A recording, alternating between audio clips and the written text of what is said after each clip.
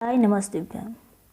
क्या आपको पता है कि हमें इंजेक्शन क्यों लगता है, हमें दवाइयाँ क्यों खानी पड़ती है और आखिर क्यों हमें हॉस्पिटल के चक्कर लगाने पड़ते हैं। कभी कभी तो ऐसा होता है कि अपने क्षेत्र से बाहर, जैसे कहीं भिलौर, कहीं कोलकाता, कहीं मुंबई, कहीं चेन्नई, बड़े बड़े शहरों में घर कहीं और है और डॉक्टर दिखाने के लिए बाहर बहुत दूर जाना पड़ रहा है। आखिर इसका क्या कारण है?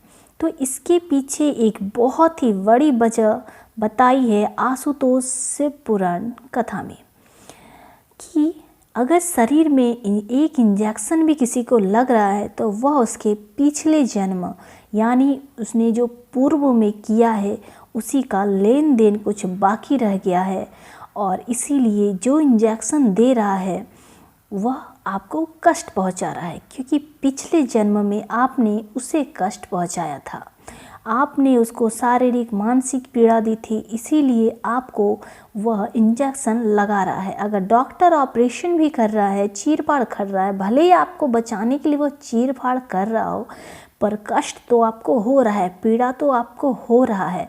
और वह पीड़ा की वजह सिर्फ इतनी है कि पूर्व में आपने भी उस डॉक्टर के साथ कुछ बाकी बकाया रह गया होगा, आपने उसके साथ कुछ बुरा किया होगा जिसका बदला लेना बाकी रह गया था, इसीलिए आपको इस जन्म में उसका फल भुगतना पड़ रहा है।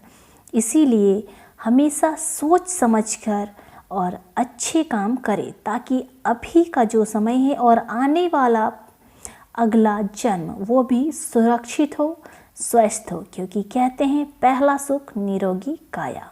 और अभी का जो कर्म है उसको मृत्यु से पहले ही भुगतान पड़ेगा।